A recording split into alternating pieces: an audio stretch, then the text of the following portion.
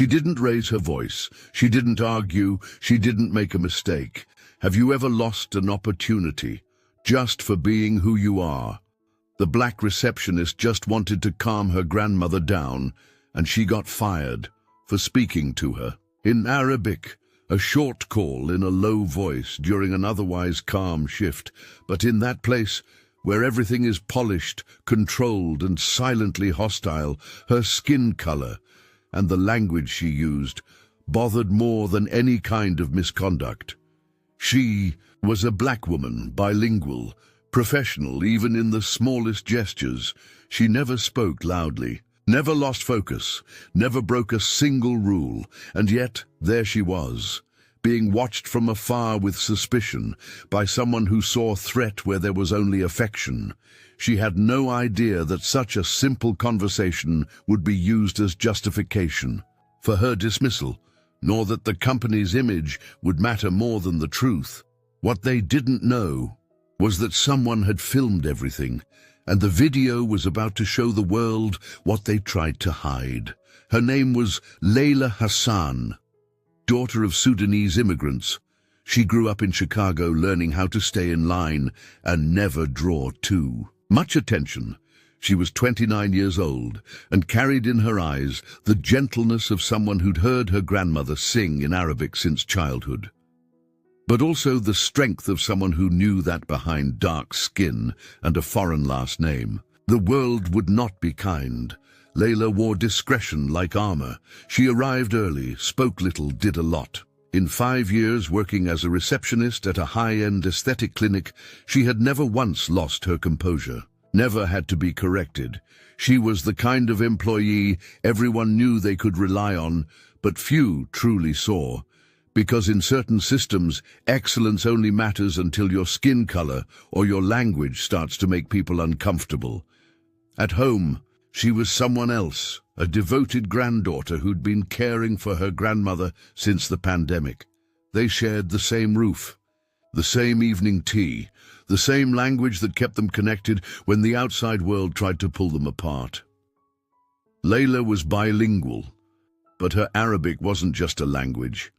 It was memory, care, culture. At night, she'd trade her lab coat for a floral apron and become someone new. The house was small but full of life, and full of the sounds she never dared to use at work. Arabic music playing softly on the radio, the kettle whistling, her grandmother's voice praying with her, eyes closed. It was in that safe space that Layla felt whole. They made hibiscus tea, talked about the news from back home, remembered their days in Khartoum. Her grandmother loved to retell stories from Layla's childhood, how she used to hide behind doors to eavesdrop on adult conversations, and how she made up her own translations for difficult words. Even as an adult, Layla still laughed at those stories, still learned from them. On especially hard days at work, it was in her grandmother's arms and in Arabic that she found comfort. It felt like coming home from the inside, and that's why that phone call on that day was just that, a gesture of care, a reminder of where she came from, a piece of her real life that slipped through for 30 seconds. And that was all it took for everything to begin to crumble.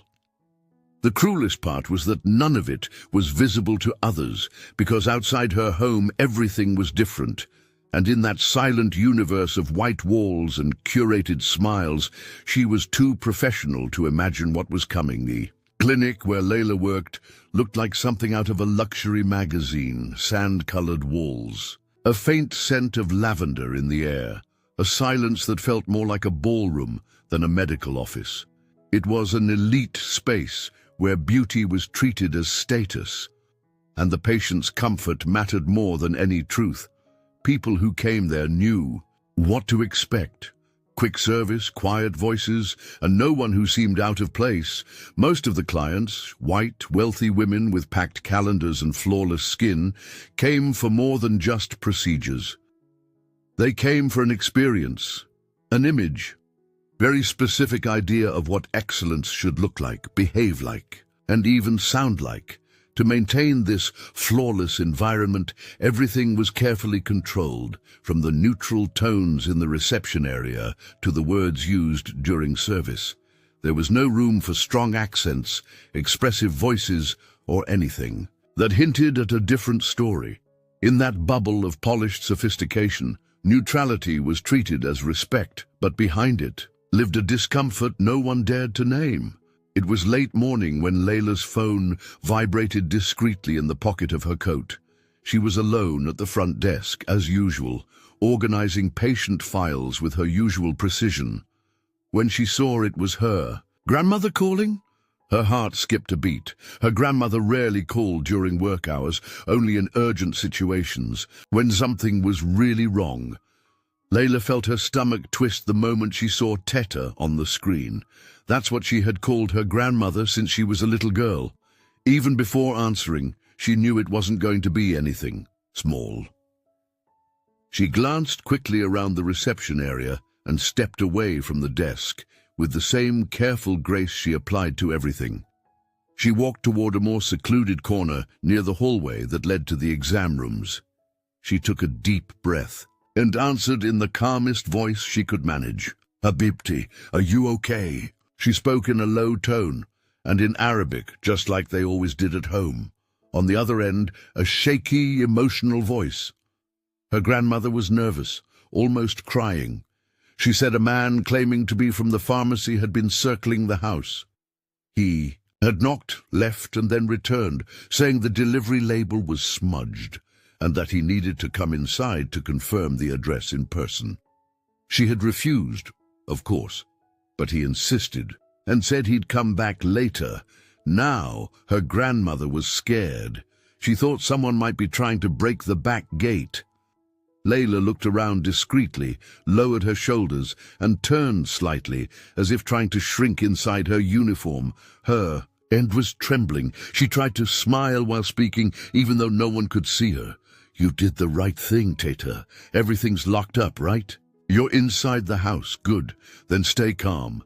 Just don't open the door, okay? Give me a minute. Please take a deep breath." She wanted to say more, to apologize for not being there, to drop everything and run. But she knew she couldn't. She swallowed the lump in her throat, lowered her voice even more, and said goodbye. "I love you. Don't worry. I'll figure something out, okay?" The call didn't even last a full minute. It was quick, human, necessary, and even so, in that clinical space where even tone of voice seemed regulated, something about that simple moment was seen as out of place. Layla hung up, tucked her phone away, took a deep breath, and got back to work, unaware that behind her there were eyes watching and discomforts that had nothing to do with how well she did her job. While Layla was still on the phone, a patient waiting in the reception area was eyeing her with narrowed eyes. She was the type of woman who was used to being heard before anyone else, well-dressed, white, bored, and always ready to complain whenever something didn't fit the standard. She didn't understand a word of the Arabic being spoken, and that is exactly what bothered her. Without saying anything, the woman gave a slight nod, a subtle, almost invisible signal, quietly summoning the clinic manager. The manager walked over from across the room, short, deliberate steps, and stopped near the front desk, pretending to just be passing by, but her eyes said otherwise. They were locked on Layla, cold, judging, as if every syllable spoken in that foreign language was a violation. This was the kind of communication no one says out loud, but everyone understands.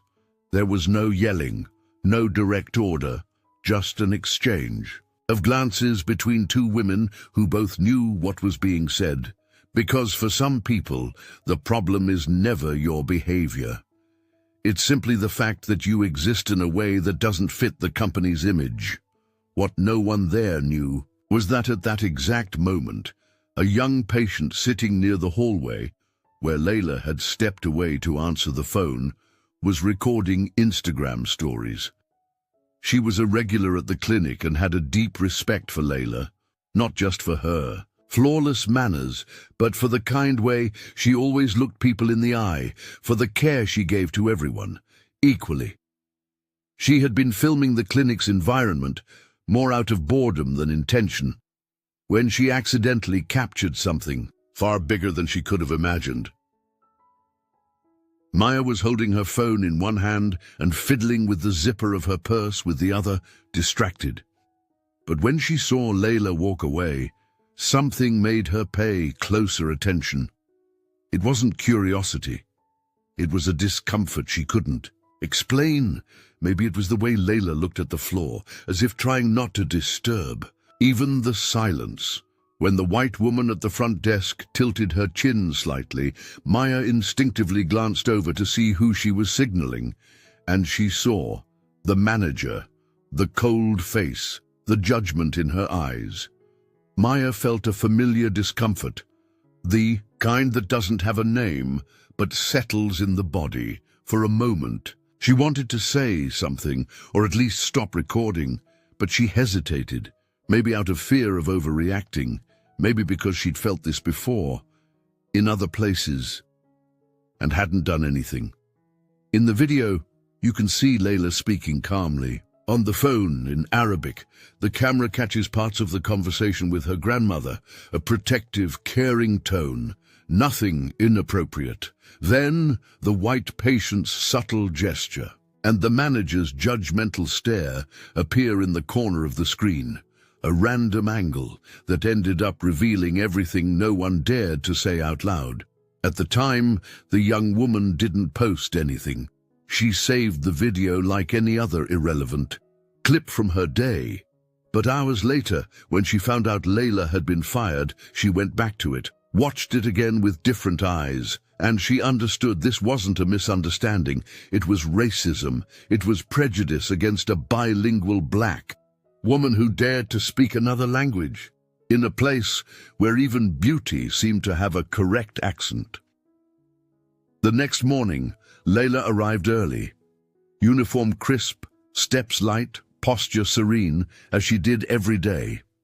There were no signs that anything was wrong, until she was called into the manager's office. The tone was distant, and when the door closed behind her, the world suddenly felt smaller, colder, too controlled.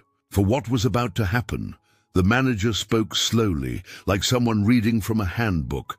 Conduct, communication standards, company image, no clear accusation, no mention of Arabic, no mention of her background, no courage to say what everyone already knew. The problem was never what Layla did. It was who she was, and the sound of her voice in the wrong language, in the wrong skin, in the wrong place. She didn't cry. She tried to keep her dignity to the end. She asked if there had been a formal complaint. The manager looked away, muttered something about a feeling of discomfort. That was enough. Layla understood. Once again, her competence didn't matter, her color, her language. The silence between the words said everything, and the dismissal came, as it always does in cases like this, with white gloves and hidden shame. That afternoon, the video went from her phone's memory to the internet. Maya Jensen, the young patient, who had recorded the story, called the clinic to schedule a new procedure. She expected to hear Layla's warm and confident voice on the other end, but someone else answered with a drier, more mechanical tone. Surprised, Maya asked, "Is Layla not in today?" There was a pause. Awkward silence on the other end. She was let go. This morning, something about a phone call that upset an important client. Maya didn't respond right away. She felt her chest tighten. Before hanging up, she asked, "Could you please give me her personal number? It's important." Minutes later, Maya called, and Layla answered with the same gentle voice as always, but without its usual spark.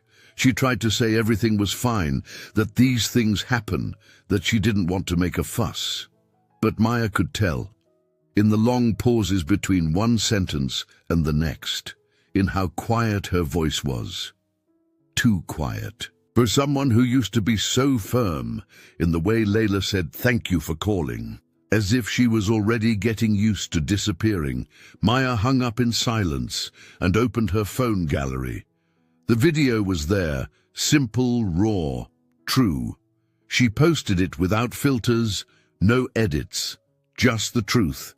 This incredibly competent black receptionist was fired for speaking to her grandmother in Arabic.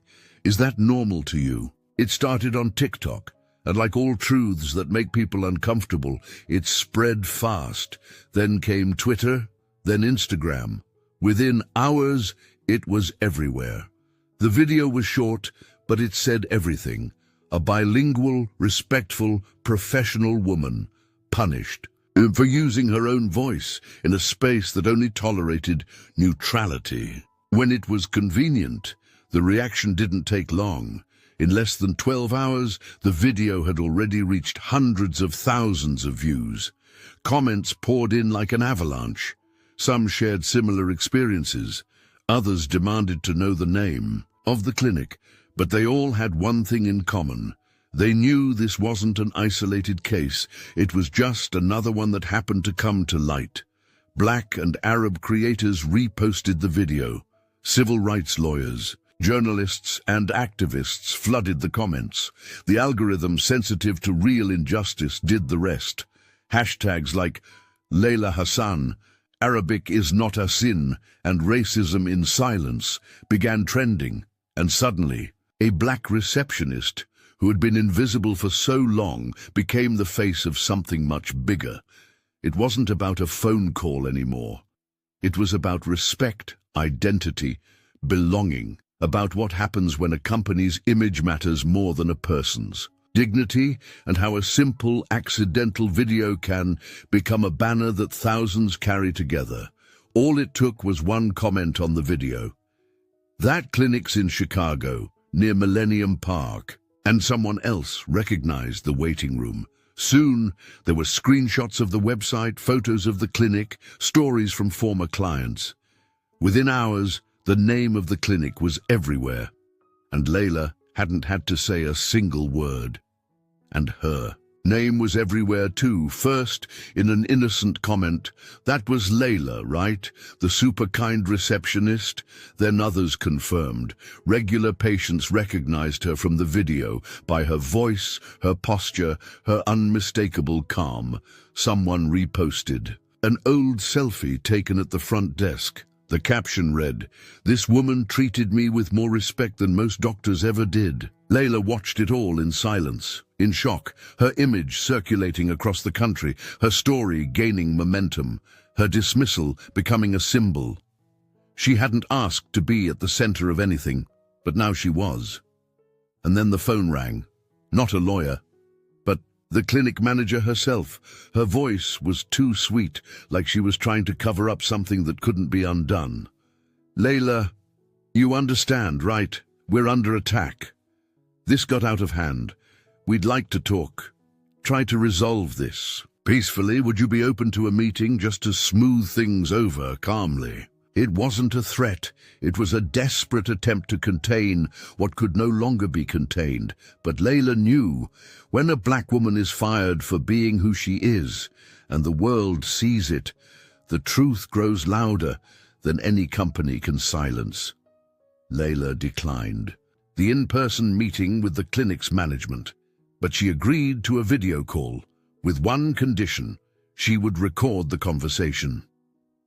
On the other side of the screen, the manager appeared a little too polished for something informal. Sitting next to her was a man who introduced himself as a brand reputation consultant, without clearly explaining his role. The meeting started with tense smiles and carefully rehearsed words. "Layla, we know this all got out of hand." The manager began. "It was never our intention to harm you. The clinic values respect and diversity, but you know how it is. Sometimes a client feels uncomfortable, and we have to react quickly." That's when the so-called consultant chimed in. "The problem wasn't what you said. It was how it sounded. Some languages just feel unsettling. There's no way to predict that. That was the exact moment Layla knew the recording would be valuable later. Then came the offers, a financial settlement to make up for the situation. As long as she agreed to a non-disclosure agreement, nothing public, nothing formal, just a signature, and everything would be resolved in the best way possible. Layla listened, took notes, and didn't respond right away. After the call, she took a deep breath and did what she'd been avoiding for days. She called Maya. She wanted to say thank you, but she also had something to say. "You should have told me you were going to post it," she said, trying to sound firm. Maya was quiet for a few seconds. "I know. I thought about telling you. But if I had asked, you would have said no, and this needed to be seen. I needed time." "I get that, Layla, but as a Latina, I've seen people close to me go through discrimination, even if it's less blatant. That's why I posted it. I couldn't pretend I didn't see it." There was a pause. Layla leaned her head against the wall and closed her eyes. She didn't say anything for a moment, because deep down, she knew it was true. Sometimes it feels like we're only allowed to exist up to a certain point. Beyond that, we become inconvenient. Maya nodded, as if Layla could see her. "And the worst part is, some people think that's normal." "Thank you for seeing it," Layla said, her voice lower now, "and for showing it to the world." Maya took a deep breath. "Thank you for not pushing me out of this." Layla smiled for the first time in days. Not out of relief, but recognition. She realized what the clinic really wanted was for her to stay invisible. But this time, she wasn't going to let them. And in that moment, without saying it out loud, they both understood. What started as a firing had become an alliance. And truth, once shared, can never be taken back. The next day, with the recording in hand and Maya's support, Layla reached out to a civil rights attorney. For the first time, she looked at everything she'd been through as something that could and should be fought. Not for revenge, but for justice, for truth, for the voice they tried to turn into background noise. The clinic tried to move on like nothing had happened, but the damage was already done. Patients started canceling appointments. Doctors and estheticians faced pressure on their own social media. And the staff, those who were still there, could no longer pretend the atmosphere was the same, because it wasn't.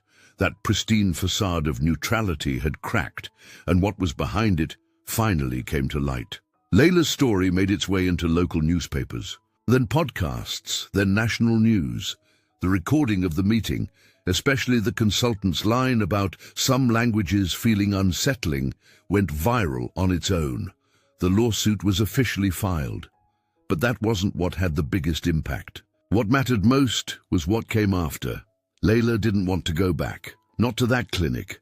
Not to any place where she had to dim herself to fit in. With Maya's support, she used the spotlight to build something new, a platform for Black people, and others from marginalized backgrounds who faced discrimination at work. She called the project Voices That Don't Translate, and for the first time, she felt like she could speak freely, while giving a voice to others who had been made invisible. The website launched over a weekend, with a welcome letter written by Layla herself, simple, direct, in 3 languages. In the first 24 hours, the submission form received over 100 messages, people from all walks of life, librarians, security guards, nurses, engineers, substitute teachers, sharing stories of subtle silencing, strange looks, and closed doors because of skin color, accent, or name. The platform was lightweight, accessible, and secure. It allowed people to report workplace discrimination anonymously, but also offered space for virtual meetups, support networks, and access to volunteer lawyers. Maya was one of the first to officially join the project, handling content curation and helping communicate with those submitting stories. The girl who recorded without meaning to was now intentionally part of the change. Layla read every submission. Some made her cry, others made her breathe deeply, but all of them confirmed the same truth. This project wasn't just hers. It belonged to everyone who had ever been told they didn't belong. Voices that don't translate grew quickly. It became a space for conversation circles, public reports, support networks, and soon, a partnership with universities. In fact, Layla herself returned to the classroom, enrolling in a course on linguistic diversity and social justice with a partial scholarship and a full sense of purpose. The lawsuit against the clinic ended a few months later with a formal settlement. They issued a public apology in a signed statement distributed to the press, and the compensation Layla received was fully invested into growing the platform professionally. No amount of money could undo what was done, but she chose to turn harm into fuel, and in its own way, that was justice too. To think this all almost went unheard. Layla's story, and so many others, nearly buried under another soft, polite apology. It hurts to realize that if no one had recorded it, she would have been just one more black woman pushed out for simply being. One more firing swept under the rug with polite words and forced silence. One more injustice with no name, no face, no echo. But not this time. This time, there was a witness with courage, and what they tried to erase became a banner. Now tell me, have you ever seen something like this happen up close? Have you stayed silent because you felt like your voice or your being made others uncomfortable? Or do you know someone who was silenced for simply being who they are? If so, I'm truly sorry. And you're not alone. Leave your thoughts in the comments, because when we speak up, we break the cycle. And if you believe more stories like this need to be told and heard, subscribe to the channel and share this video, not just to watch, but to be part of a movement that refuses to let this keep happening in silence. And turn on notifications, because every week we give voice to those the world keeps trying to silence.